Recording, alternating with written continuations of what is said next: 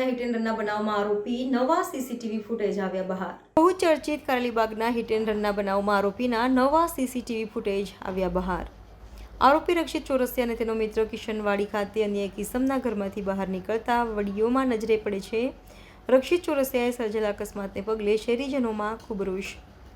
આરોપી રક્ષિત ચોરસિયા વિરુદ્ધ વડોદરાના નાગરિકોમાં છે ભારે આક્રોશ. કિશનવાડીથી રક્ષિત અને તેનો મિત્ર એક ઇસમના ઘરેથી બહાર નીકળી કારમાં પૂરપાટ ઝડપે નીકળ્યા હોવાનો વિડીયો ફૂટેજ આવ્યા બહાર.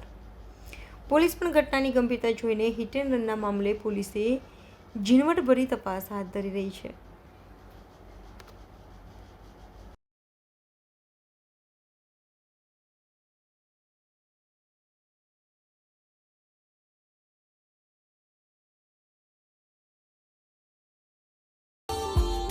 Subscribe now and press the bell icon.